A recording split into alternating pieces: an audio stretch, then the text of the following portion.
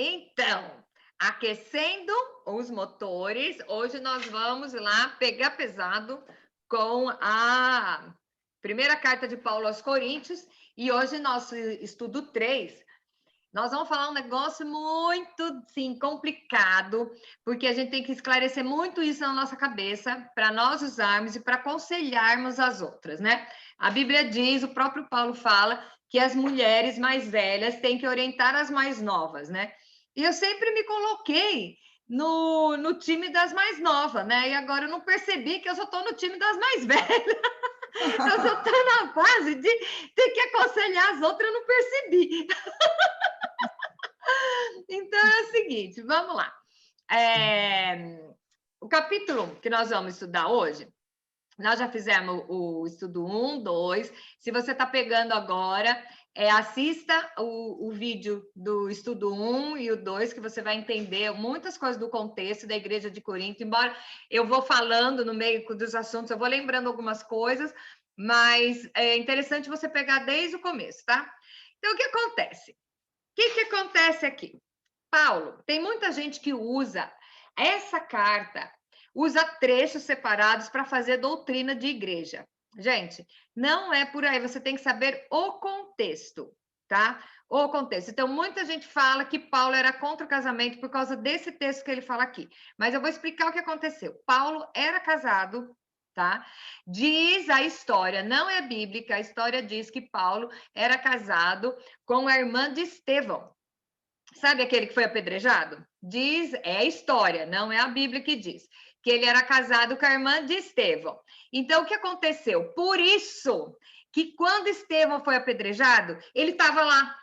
Porque, na verdade, veja bem, ele não entendia como um cara que ele conhecia de dentro da casa dele se converteu a essa que eles chamavam que era seita e foi até o ponto de ser apedrejado e não negou.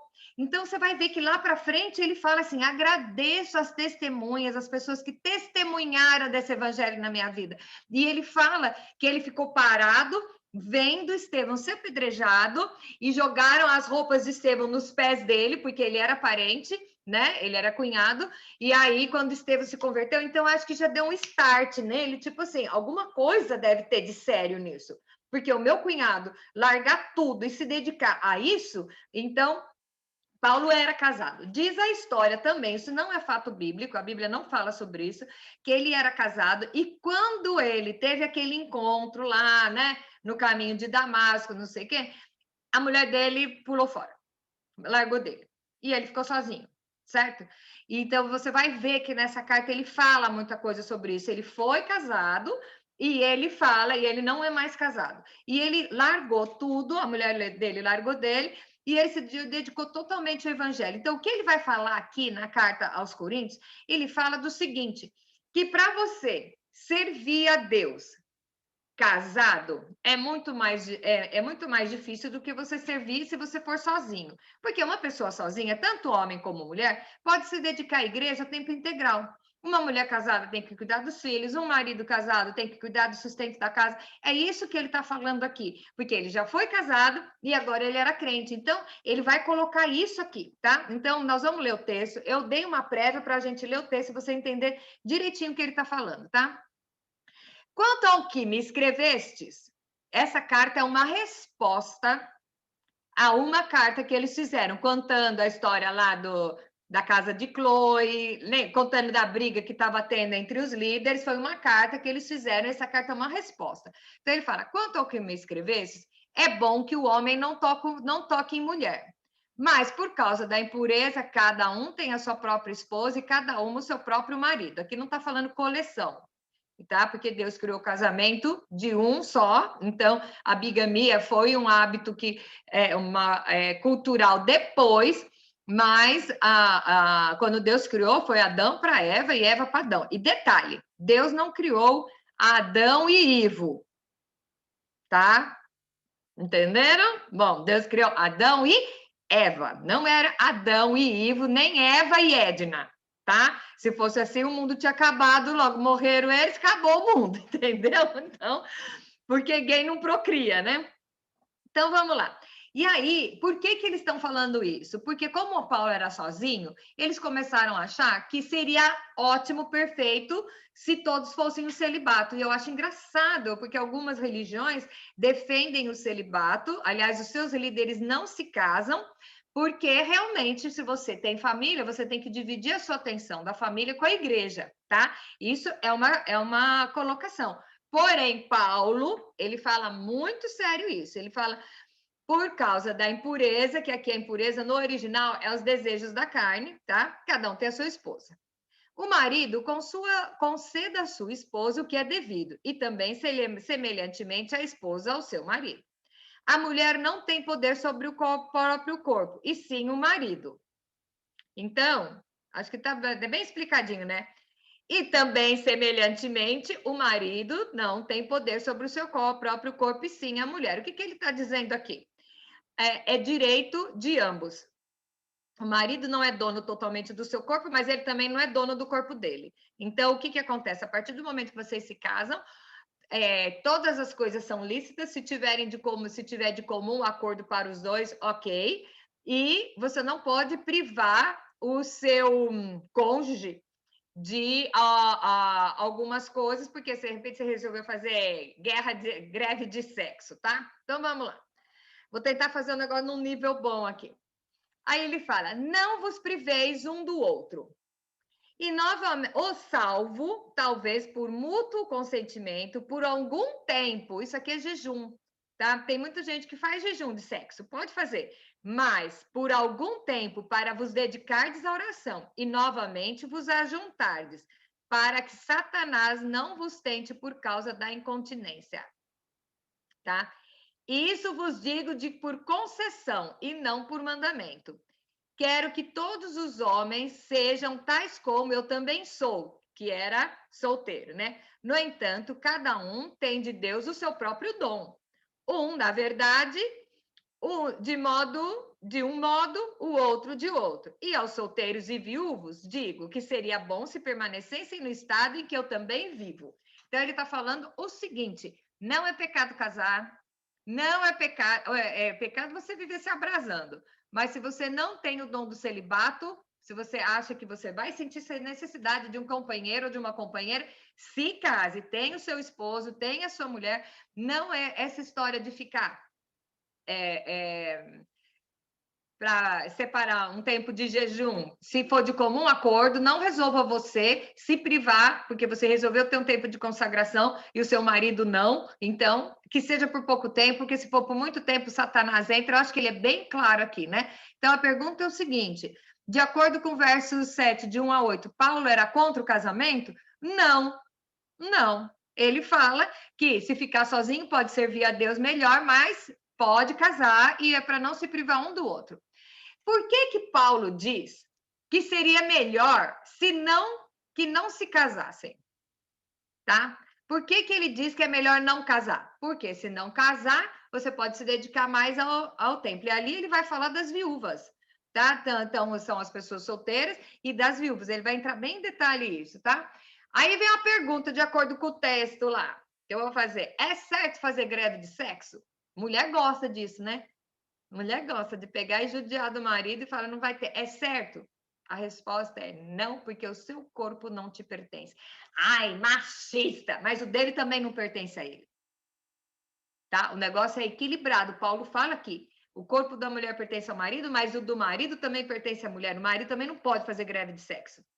A não ser que seja de comum acordo os dois se retirarem para orar ou por algum motivo e depois se ajuntem novamente para não cair em pecado. Porque o pecado, gente, o pecado não acontece quando você comete, principalmente de adultério.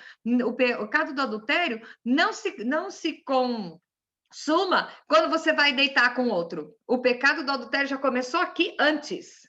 Aliás, todo pecado nasce na mente primeiro. Num primeiro desejo de cometer um adultério, de roubar alguma coisa, de passar a perna em alguém, de matar alguém. Todo pecado nasce primeiro como um pensamento na sua mente. E se você for incentivando, você vai acabar chegando a pecar, a consumar o seu pecado, mas ele já nasceu dentro de você. Então ele fala: não faça greve, traduzindo, né? Não é para fazer, para que Satanás não entre e não tente, tá bom? Agora vamos lá. De acordo com o verso 8 e 14, por que Paulo faz esses comentários? Então, eu vou ler o texto, que agora primeiro ele falou para os casados, agora ele vai falar para os solteiros. Então, ele explica exatamente isso. Aos solteiros e viúvos, digo que seria bom, bom, não é mandamento, ele aconselha, que se permanecessem no estado em que eu vivo. Caso, porém, não se dominem, que se casem, porque é melhor casar do que viver abrasado. Sabe o que é viver abrasado? Abrasado é fogueado, ficar desesperado porque é solteiro, então, porque aí acaba fazendo besteira. Ora, aos casados ordeno eu, e não aos casados ordeno, não eu, mas o Senhor. Eu acho muito legal isso, porque ele sempre fala, isso eu digo de mim, isso eu digo do Senhor. Então, ele está falando que a mulher não separe do marido. Agora eu vou explicar o que acontece aqui. O que acontecia lá na igreja de Corinto? A igreja começou a crescer lá, né? E não era só judeu que estava lá. Os perdidos, as prostitutas do templo, todo mundo estava se convertendo. O que acontecia? Um do casal se convertia. E aí resolvia querer separar, porque ele não segue a mesma fé, então eu vou largar. Entendeu? O marido se convertia e a mulher não era, a mulher era ímpia, ele queria largar dela. A mulher geralmente é a mulher que vai mais para a igreja. Pode ver, as igrejas têm muito mais mulher do que homem, né? As mulheres iam para a igreja e os maridos não eram convertidos, elas queriam largar do marido. Então ele fala, é muito importante você ler esse texto e saber o que é que ele fala. Olha, aos casados, que a mulher não separe do marido. Se, porém, ela vier a separar-se, que não se case ou se reconcilie com o marido, e que o marido não se aparte da sua mulher. Então, ele está falando, não é para separar por causa da religião. Aos mais, digo eu, e não o Senhor, tá? Se algum irmão tem mulher incrédula e esta consente morar com ele, não a abandone. A mulher que tem marido incrédulo e esse consente viver com ela, não deixe o marido. Porque era isso que estava acontecendo. Porque o marido incrédulo é santificado no convívio da esposa. E a esposa incrédula é santificada no convívio do marido crente. De outra sorte, os vossos filhos seriam impuros, porém agora são santos. Mas, se o descrente quer apartar-se, que se aparte. Em tais casos, não fica sujeito à servidão. Pois, como sabes, ó mulher, que salvará o teu marido? Ou como sabes, marido, se salvará a tua mulher? Então, o que acontece? Vamos dar um exemplo. Eu me converto e o meu marido não, tá? Mas ele não quer largar de mim, ele acha que tudo bem, ele pode ficar junto. Eu não posso largar dele por causa disso, porque a minha conduta vai levá-lo a Cristo. Então, aí ele está falando, como você sabe que você não vai poder alcançar a salvação do seu marido? Como você sabe que pelo seu comportamento você não vai abençoar a vida dele? Tá? Então, é assim, se o marido descrente aceita ser casado com você, continua casado e vai orando, joelho no chão, é uma luta, porque evangelizar marido ninguém merece, mas pode ser. E é isso que ele está falando aqui. Então, é assim, o marido se converteu, por que você vai largar dela? Como você sabe que ela também não pode se salvar? Tá? Então, aí ele vem falando aqui, porque o marido crente santifica a esposa e a esposa santifica o marido. E ele fala, os filhos de uma união assim seriam impuros, mas na verdade, quando um é salvo, os filhos são santificados, entendeu? Então, mesmo que o seu marido ou a sua esposa não seja crente, continue orando. Você foi chamado ao Senhor, ele vai falar mais para frente, permaneça como está. E sabe que Deus vai ajeitar a situação, tá bom? Não vai separar só porque você se converteu e o marido não, nem vice-versa, tá? A cada um, segundo o Senhor, lhe tem distribuído, cada um conforme Deus tem chamado. É assim que ordena a todas as igrejas. Então, é assim. Se você se converteu sendo casado, continue casado. Se você se converteu sendo solteiro, ele aconselha. Se você consegue se dominar, continue solteiro. Se não conseguir, casa, tá? É isso que ele está falando. Se alguém foi chamado estando incircunciso, não desfaça a circuncisão. Foi alguém chamado sendo incircunciso? Não precisa circuncidar. A circuncisão em si, que era para você pertencer ao povo judeu, tá? Não é nada. A incircuncisão também não é. O que vale é guardar as ordenanças do Senhor. cada um permaneça na vocação em que foi chamado. Fosse chamado sendo escravo? Não se preocupe com isso. Mas se ainda pode tornar-se livre, aproveita a oportunidade. Porque o que foi chamado no Senhor sendo escravo é liberto do Senhor. Semelhantemente, o que foi chamado sempre sendo livre é escravo de Cristo. Por preço fostes comprados, não vos torneis escravos de homens. Irmãos, cada um permaneça diante de Deus naquilo em que foi chamado. Então, ele está falando isso para as igrejas em geral? Ele está falando para uma igreja que tinha um monte de casamento, que os caras já eram casados há muito tempo e um dos lados estava se convertendo. Entendeu? Então, não é que ele está falando que não pode casar. Olha lá, ele fala, se você não tem o dom do celibato, se case. Arruma uma mulher e se case. Ficou viúva ou o marido te largou. É melhor que não se case, porque aí você vai poder se dedicar tempo melhor à igreja. Mas é pecado casar? Não.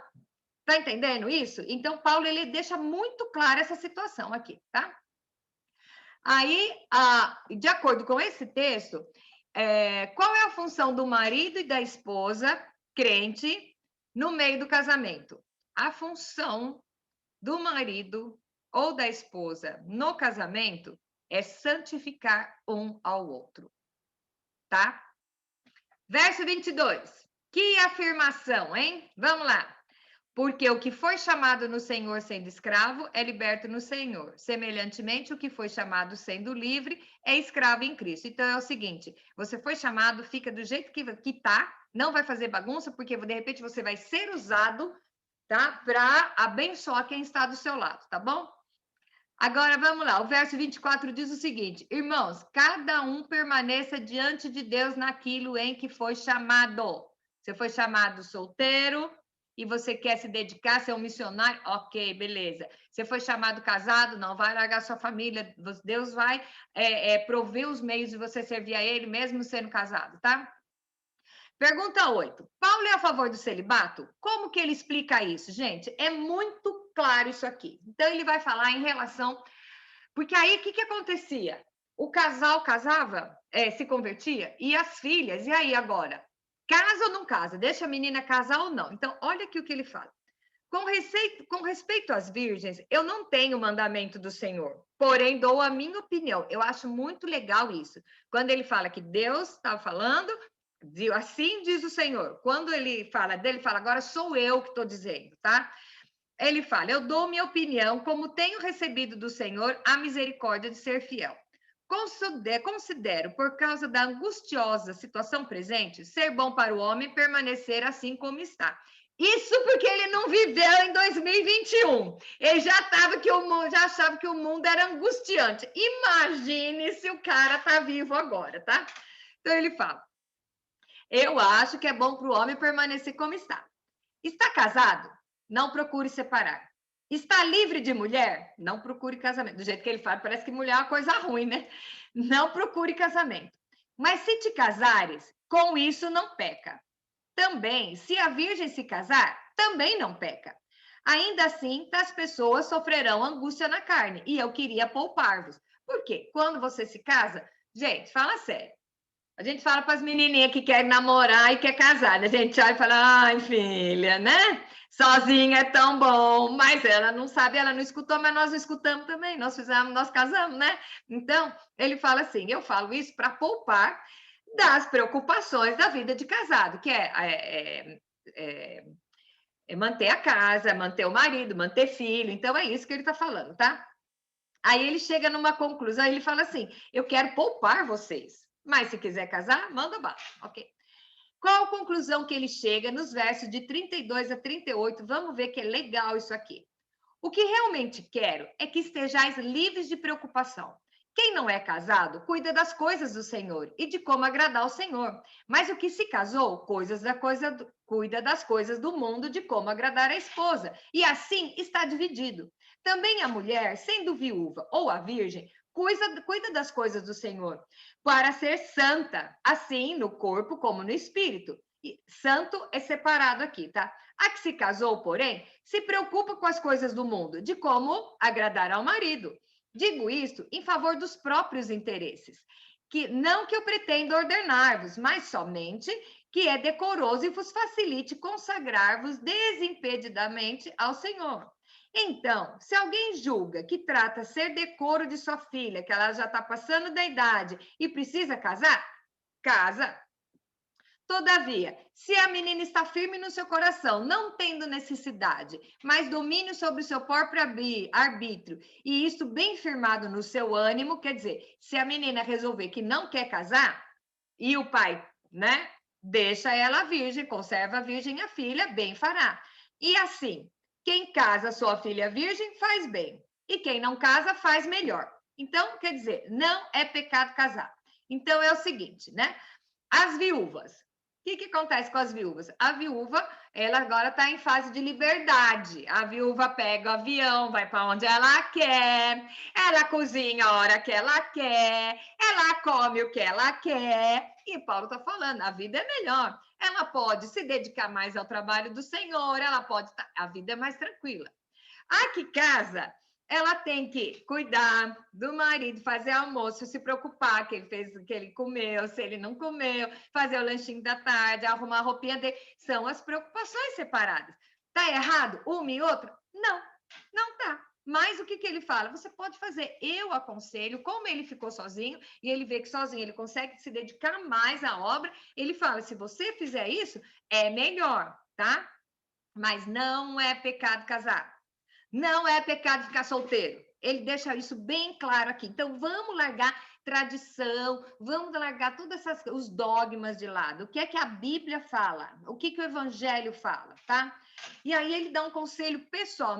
No versículo 10, ele dá um conselho pessoal, que é o seguinte: a mulher está ligada enquanto vive o marido. Contudo, se falecer o marido, ela fica livre para casar com quem quiser, mas somente no Senhor. Isso quer dizer o quê? Você é casada. Os dois não são crentes. Aí você se converte, tá? Você se converte. Seu marido não se converte. Aí ele fala: não separe porque você se converteu. Mas aí ele morre. E aí Paulo fala o quê? Você pode casar? Ok, no Senhor. Então, é burrice você catar um outro que não é crente, né, gente? Fala sério. Se você já sofreu na mão do primeiro, você vai catar outro igual. É isso que ele está falando, tá? Então, as viúvas, se você quer casar de novo, pode casar, mas somente no Senhor. Ô, cabeção, a gente sabe o que é, sabe? A luta das mulheres que se casam com maridos que não são crentes. Quando ela ficou livre, ela vai fazer de novo? É isso que ele está falando. Usa a cabeça, tá bom? Se case só no Senhor. Melhor não casa, fica que nem eu. É isso que ele está falando. Bom, aí ele fala, outro versículo: todavia, será mais feliz se permanecer viúva. Nós temos uns exemplos aqui de umas e outras que diz que não casa nunca mais, que agora que está feliz, né? Então, disse, segundo a minha opinião, e penso que também eu tenho esse Espírito do Senhor, tá? Ele fala a opinião dele, e ele fala, não tem nada, nenhum mandamento do Senhor que vá contra isso. Ok. Um verso para decorar. E agora nós vamos para o capítulo 8, tá? Então, quanto à relação do casamento, tudo está explicadinho? Eu acho que ficou bem claro isso. Paulo não era contra o casamento, ele era sozinho, porque a mulher dele separou dele quando ele se converteu. Então, ele dá as instruções, então pode casar, pode não casar, contanto para tentar se preservar puro, tá? E não é que sexo é impuro. Tem muita gente que acha que tudo que é sexo é impuro. Não é, foi Deus que criou, tá? Deus criou para o deleite do homem. Então não é pecado. Não é pecado. Pode ter relações sexuais com seu marido, com a sua esposa, tudo tranquilo, se for de comum acordo. Não pode privar. Greve de sexo não é uma boa opção, fica porque você ficar separado. O que acontece? O diabo entra, faz a festa dentro do seu casamento, e aí, se vocês resolverem fazer um período de jejum, pode fazer de comum acordo e depois se ajunta, que seja por pouco tempo. Então, acho que ele explica muito legalzinho isso, tá? Então, se você foi chamado para o evangelho e o seu marido não foi, não vai largar dele por causa disso. Começa a orar, porque a sua postura pode salvar o seu marido. E vice-versa, tá? Beleza? Acho que ficou bem explicadinho essa parte do capítulo 7. Agora vamos para o capítulo 8. Capítulo 8 é o seguinte, versículo 1, nós temos que decorar esse versículo para usar em todas as áreas. Vamos lá. No que se refere a coisas sacrificadas a ídolos, reconhecemos que todos somos senhores do saber. O saber ensoberbece, mas o amor edifica. Lembra? Gravar de novo. O saber ensoberbece, quer dizer, o saber deixa você soberbo. E o amor edifica. Por que que Paulo está falando isso aqui? Vou explicar o que acontecia na igreja de Corinto. A igreja de Corinto tinha muito templo idólatra, tá? Então tinha, nós vamos falar mais para frente sobre as profetisas do templo de Diana, que elas, então tinha os templos lá, como é uma cidade de porto, tinha templo de tudo quanto era Deus lá. E eles faziam sacrifício de animais no templo, tá? Era comum fazer o sacrifício de animais. Então vamos dizer, 1 quilo de picanha no açougue custava 50 paus, tá? No templo custava 5, certo? E os crentes, não, a Bíblia fala para você não comer comida sacrificada a ídolo, não fala? Não fala lá no Deuteronômio, não fala lá, Deus fala para Moisés, não comer comida sacrificada a ídolo? Ok. Porém, a carne no templo era muito mais barata do que no açougue, certo? Então, assim, mas eu não posso comer a carne que foi sacrificada no templo. Ok, você não pode mesmo. Porém, o que ele começa a explicar aqui? Olha como é louco isso, gente. Se alguém julga saber alguma coisa, com efeito, não aprendeu nada ainda como convém saber. Porque aqui, o primeiro versículo é o quê? O saber te deixa soberbo, mas o amor te edifica. Então, vamos lá. Mas se alguém ama a Deus, esse é conhecido por ele. Ok, aí vem. No tocante à comida sacrificada a ídolos, sabemos que o ídolo de si mesmo nada é no mundo e o que há, senão um só Deus. Nós sabemos que só um Deus, o resto é estatuetinha. Muitas dessas estatuetinhas ainda são possuídas por demônio, tá? Mas, aí ele fala, porque ainda há também alguns que se chamem deuses, quer no céu, quer na terra, como muitos deuses e ou muitos senhores. Porém, para nós há um só Deus, o Pai, de quem são todas as coisas e para quem existimos, e um só Senhor, Jesus Cristo, pelo qual são todas as coisas e nós também por ele, tá? Então, o que nós temos que ter em mente? E o fulano adora um monte de Deus. Não, coitado, ele é cego, ele adora umas estatuetinhas, porque Deus é um só. Amém? Ok. Entretanto, não há esse conhecimento entre todos. Nós que somos crentes, criados na igreja, nós sabemos disso, mas o povo que foi criado e indo em templo, isso ele está falando para a igreja de Corinto, gente, tá? Foi criado achando que pode, eles não têm essa sabedoria. Então, o que acontece? Por efeito da familiaridade até agora com o ídolo, eles comem dessas coisas como sacrificadas. E a consciência deles, por ser fraca, venham contaminar-se. Então, é o seguinte, vamos aqui que eu gosto de explicar, né? Eu vou comer na casa da Cleide. A Cleide era do templo lá. E ela foi comprar carne no templo, que era mais barata, e ela me serve, ok? Ela é imatura na fé. Ela não sabe isso. Eu chego na casa dela, desconjuro e falo, não vou comer isso é coisa do capeta, do inferno, não sei o que, eu vou escandalizar ela. Ela acabou de se converter. Mas a Bíblia diz que eu não posso comer carne sacrificada a ídolo. Ok, mas você tem que amar ela, porque ela está vindo para o evangelho agora. Então, o que você vai fazer? Ok. Não é a comida que nos recomendará a Deus, pois nada perderemos se não comermos e nada ganharemos se comemos. Vede, porém, que a vossa liberdade não venha, de algum modo, ser tropeço para os fracos. Porque se alguém vir a ti, que és dotado de saber à mesa, em templo de ídolo, não será a consciência do que é fraco induzida a participar das coisas sacrificadas a ídolos? E assim, por causa do teu saber, perece o irmão fraco, pelo qual Cristo morreu, deste modo, pecando contra os irmãos, golpeando-lhes a consciência fraca, que é contra Cristo que pecais. Isso o que acontece aqui? Existem aqueles que acham, nós sabemos que nós somos livres. Todas as coisas me são lícitas, mas nem todas me convêm. Mas todas as coisas me são lícitas, tá? Então, o que que acontece aqui? O verso 13, ele vai resumir isso. Se a comida serve de escândalo para teu irmão, nunca mais comerei carne, para que não venha escandalizar. Eu tenho um exemplo muito vivo na minha vida sobre isso. Eu odeio bacalhau, tá? Sabe, bacalhau? Detesto, não como aquilo. Aí fala, não, mas eu vou botar na batata. Meu, botou um bacalhau para mim, empesteou tudo, tá? Não adianta, botou naquele caldo, eu não suporto bacalhau. A minha mãe fazia um bacalhau que acho que era bom, todo mundo gostava do bacalhau dela, e era na Sexta-feira Santa, tá? Mas o bacalhau da minha mãe era tão famoso que muitas vezes, Sexta-feira Santa, né, no Brasil é feriado, o povo ia almoçar na casa da minha mãe, tinha a bacalhauada da minha mãe. Eu sempre perguntava, mãe, vem católico comer em casa? Porque eu não como bacalhau. Se ela dissesse, não, é só crente. Ah, eu também. Eu fritava um bife, um peito de frango e eu comia, tá bom. Quantas e quantas vezes eu passei o meu almoço de Páscoa comendo arroz e salada de alface? Por quê?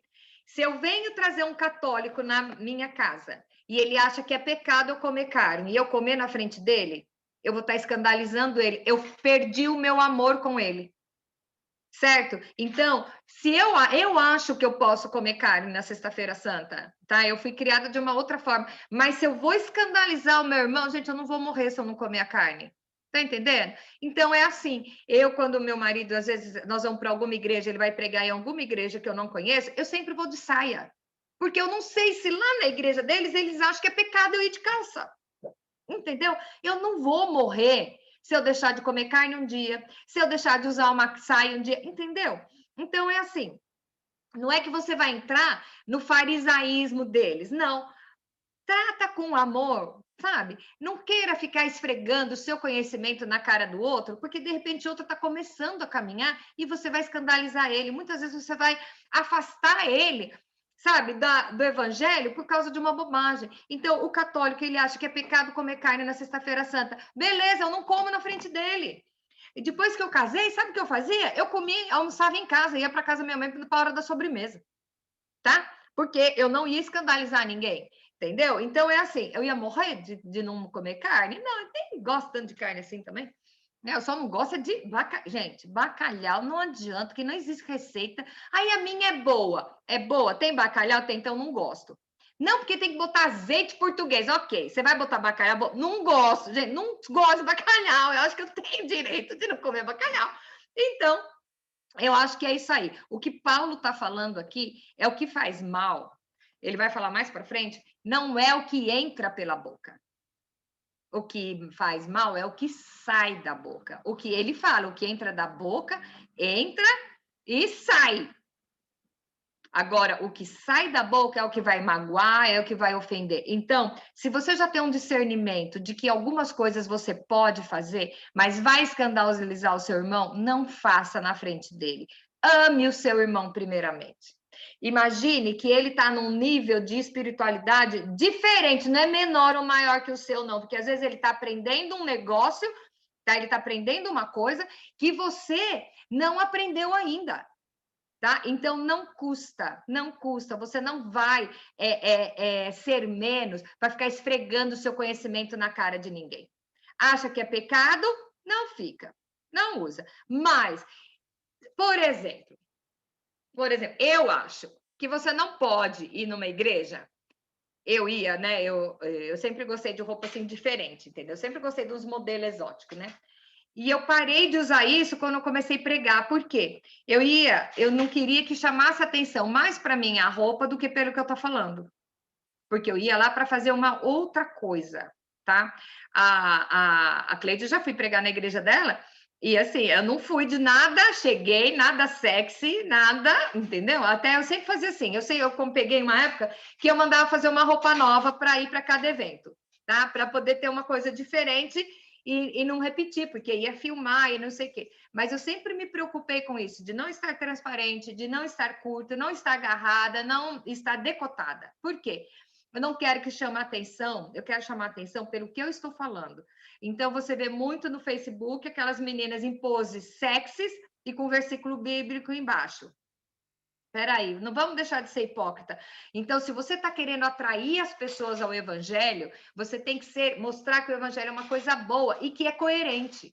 Então, é o seguinte, a tiazinha, ela é da Assembleia de Deus, não, Assembleia de Deus é crente, mas vamos falar, ela é de uma igreja que acha que é pecado pintar a unha. Eu parei de pintar minha unha de vermelho durante muito tempo, quando eu fazia um trabalho numa igreja pentecostal, e a mulherada lá era do Talibã, sabe? Era bem assim, achava que pintar a unha de vermelho era pecado. Para que eu ia pintar minha unha de vermelho? Eu estou fazendo a vontade delas? Não, eu estava desviando o foco para o que eu estou falando. Em relação à carne, acontecia isso. Então, você deve comer comida a ídolo? Não, e Paulo vai falar mais para frente. Não pergunta. Eu vou na casa de um recém-convertido e que eu sei que ele vai comprar carne lá no templo do ídolo. Não pergunta, porque se você perguntar, você não vai poder comer. Tinha um cara, eu não sei se você sabe, mas Pindamonhangaba, a cidade que eu morava, é a sede mundial dos Hare Krishna. Tem uma fazenda lá que chama Nova Gokula, e que até acho que o George Harrison dos Beatles, ele é Hare Krishna, descia lá de vez em quando, tá? Então, todos os Hare Krishna Bam Bam Bam do Brasil vão para lá, tá? Os famosos, aquela Maria Eugênia, que tem uma filha com o Roberto Carlos, ela era minha cliente, tá? Então, não, Maristela. Então, é assim, tudo lá Hare Krishna. E lá tinha um rapaz que ele ia no salão e ele vendia banana chip, sabe? Banana verde que corta assim e frita. E eu não comprava a banana dele. E ele ia lá e vendia no salão. Ele era monge, aí ele saiu porque ele queria casar. A história do Hare Krishna é muito louco. Depois, outro dia, eu conto para vocês. Mas ele vendia as bananinhas e eu nunca comprava a bananinha dele. Aí um dia ele falou assim para mim: por que você nunca comprou minha banana? Né? Aí eu falei assim: você só me responde uma coisa. Você oferece essa banana no templo? Ele falou: claro. Aquela deusa lá que é cheia de mãozinha, tudo que a gente faz, a gente vai lá e oferece. Eu falei: então não posso comer. Porque eu não posso comer. E aí ele falou assim: mas não tem nada demais. Se eu não dissesse, eu falei: então, se eu não dissesse, eu até comia, entendeu? Eu tinha uma vontade de provar a bananinha dele, que tinha uma cara boa. Mas o que acontece? Eu sabia, eu perguntei, aí eu não podia comer, tá entendendo? Se eu devia ter não perguntado, aí eu comi, mas assim, vindo de Hare Krishna, você sabe que é mesmo, né? Então, o que acontece? Eu não posso escandalizar ninguém, porque amanhã o outro vai falar assim: eu vi a Kátia lá no jantar. Os Hare Krishna, eles convidavam, acho que uma vez por mês, faziam um jantar lá na fazenda e era de graça, convidava o povo da cidade inteira, todo mundo ia lá passar as festinhas nos Hare Krishna para jantar. Aquelas comidas meio estranhas, né? Porque tudo natureba, nossa, uns negócios, uma cara feia, mas tinha lá. E eu via crente indo. Gente, não pode. Mas eu vou na casa dele, ele está me oferecendo a comida, eu estou evangelizando ele. Ora, pede para Deus abençoar e não pergunta. Você está entendendo? Porque antes de tudo tem que ser o amor, tem que superar o seu conhecimento. E o que Paulo fala, o que entra pela boca não faz mal, o que faz mal é o que sai, tá? O versículo 13, né? Ele diz assim: por isso, se a comida serve de escândalo para meu irmão, eu nunca mais comerei carne, para que não venha escandalizá-lo. Então, o resumo de tudo isso é o amor. Você estuda a palavra, você conhece a lei, você sabe todas as coisas, mas você guarde para si. Não fique esfregando a sua sabedoria na cara do outro, porque se o outro acha que é pecado, ele não pode fazer. Então, eu sempre coloco o seguinte: vamos dar um exemplo da Sayonara, né? Que ela está em off, mas ela está por aí. O que acontece? Vamos nós duas numa festa. Eu acho que é pecado usar calça comprida. E ela acha que não é. O que acontece? Vamos as duas num piquenique. Ela vai de calça comprida, porque ela acha que não é, e eu acho que é pecado. Então, eu pego uma calça comprida, saio escondida, chego lá na hora, visto a calça comprida, fico no piquenique, a hora de ir embora eu visto de novo para chegar em casa de saia. Quem está pecando? Usar calça comprida ou não usar não é pecado. É a intenção. A Sayonara acha que não é pecado usar calça comprida, então ela foi de boa, ela não pecou, mas eu achava que era pecado e eu vesti, eu fui, eu pequei e ela não. Entendeu? Entendeu? O pecado, existem os pecados absolutos, existem os relativos. É a certeza de que você está fazendo a coisa errada de propósito. Então, é assim, eu acho que eu posso comer carne na Sexta-feira Santa, eu acho. Mas se, de repente, o meu irmão acha que não pode, eu não vou esfregar isso na cara dele. Vamos comer salada de alface, mas não me dá bacalhau, tá? Mas vamos comer salada de alface, você tá entendendo? Por amor a ele. Para que eu vou ficar batendo boca com o meu irmão, correr o risco de desviar ele, escandalizar ele, em vez de trazê-lo para o Senhor, mostrar depois, com o tempo, ele vai vendo que ele é livre, que ele é liberto, que não precisa de nada dessas coisas, que isso é ritual, entendeu? Tudo se resume no amor. No amor. Deixa, Paulo falou lá nas cartas dele, lá no final, deixa de discussões infrutíferas, de bater boca, de coisa que não leva a nada. É isso que é o resumo da ópera, tá? O resumo da ópera é esse: amar o seu irmão. Então, nós viemos aqui hoje o capítulo 7 e o capítulo 8. O capítulo 7 se resume também no amor, tá? Você foi chamado e o seu cônjuge não foi. Ame ele no Senhor Jesus, para que ele possa encontrar Jesus através da sua vida, tá? No caso de escândalo, ame o seu próximo. Seja simpático com ele, tá? Porque ele vai ver que você vai estar transparecendo o amor de Cristo por você, e isso vai atraí-lo ao Senhor. Agora, se você é uma pessoa chata, xiita, acha que só você vai para o céu e fica mandando todo mundo para o inferno, cara, você vai ficar sozinho. E nós somos chamados para levar, atrair as pessoas ao Evangelho. Nós não fomos chamados simplesmente para salvar a nossa vida de uma maneira egoísta e ficar sentado na zona de conforto, esquentando o banco de igreja e dane-se, sabe? Dane-se o resto, você não foi chamado para isso. Senão, quando você se convertesse, você foi abduzido. Não, se você se converte, continua aqui, porque você tem que levar a palavra, você tem que atrair as pessoas a Jesus. E existe uma diferença muito grande entre a doutrina da igreja e o evangelho de Cristo. Muitas vezes as religiões, as denominações expulsam as pessoas da igreja. Eu ouvi um negócio uma vez que eu achei muito louco e que é verdade, que eu já falei aqui, que eu não canso de falar. Às vezes, a história da ovelha perdida. Às vezes, a ovelha não volta para o aprisco, é de medo do olhar das 99, tá? Com que olhar você está olhando para aquele que desviou? Para que olhar você está olhando para aquele que nem conheceu? Nem conheceu. Se ele te chama, ó, isso eu não posso fazer, tá? Mas tá? Não vai ficar atacando uma etiqueta de dirigido para o inferno na testa do cara. Não, atraia ele para o Senhor, porque a comida que não vai, a comida, a bebida não vai te salvar ou te vai te condenar, mas o seu testemunho pode desviar aquela pessoa do evangelho. E ai daquele que servir de tropeço para a vida de um. A Bíblia é muito clara: se alguém servir de tropeço para um dos meus queridos, seria melhor que amarre uma pedra de moinho no seu pescoço e se jogue no fundo do mar, do que servir de tropeço. Então, qual é a sua postura com aqueles a quem você quer atrair para o evangelho? Tá? Eu sei, isso não pode, não pode, não pode? Ou é o amor? Não se esqueça que Jesus andava no meio de cobradores de impostos, que eram odiados, ladrões, prostitutas, gente beberrão, era atrás dessas povos, junto com essas pessoas que ele estava, e transformava a vida delas. E ele conseguiu conviver com essas pessoas e não se contaminar, porque eles as atraíam pelo amor. Aí você vai falar, mas ele é Jesus, eu não posso fazer. Ele diz, estão maravilhados com o que eu faço? Não se esqueçam que muito mais vocês poderão fazer, porque vou derramar sobre vocês o Espírito Santo. E é o Espírito Santo que habita em nós, e é o Espírito Santo que nos capacita para servir de mensageiros. Então, pegar a carta de Paulo aos Coríntios é ensinando a gente a ser igreja, é ensinando a gente a ser corpo, a aceitar a debilidade de cada um. Se você experimenta pisar num prego. O que você vai fazer? Você vai deixar o pé se inflamar lá? Não, a sua mão vai lá tirar o prego e botar remédio. Então, quem é o irmão que está vindo com um prego enfiado no pé e que você, sendo corpo, não dói em você? Então, meu pé, espetei um prego, vou pegar um machado, cortar e jogar fora. Não, porque está doendo em você. Então, vai doer em você quando você considerar o seu irmão parte do corpo.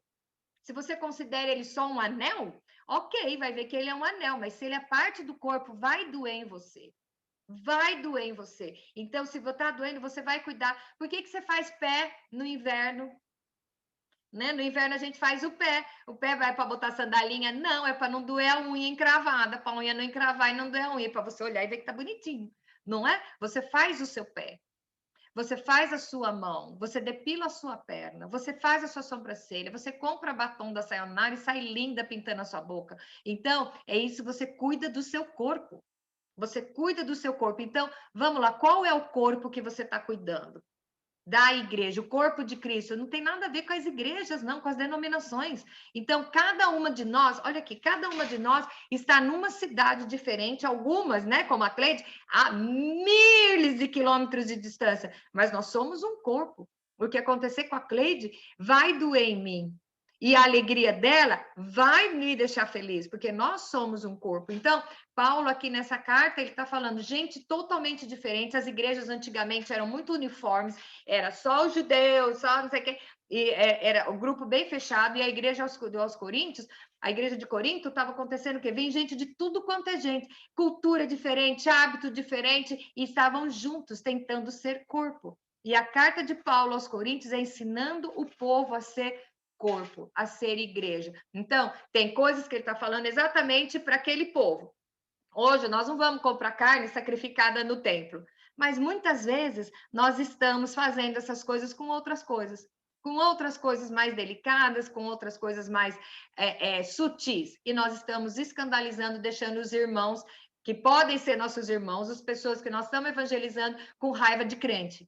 Crente é muito chato, crente se acha, tá? Eu não quero participar dessa turma, que essa turma é muito babaca. É esse evangelho que você está vendendo? Então, vamos ter essa preocupação de ter o amor. De novo, que Paulo fala, o saber ensoberbece, deixa você soberbo, mas o amor edifica. E o amor cobre multidão de pecados. E o amor vai fazer você a ter o discernimento de como agir nas situações mais difíceis. Então, sempre lembre, o amor é melhor do que o saber, tá? Então, quando você não souber como lidar numa situação, imagine que aquela pessoa que está lá é a sua mãe ou o seu filho.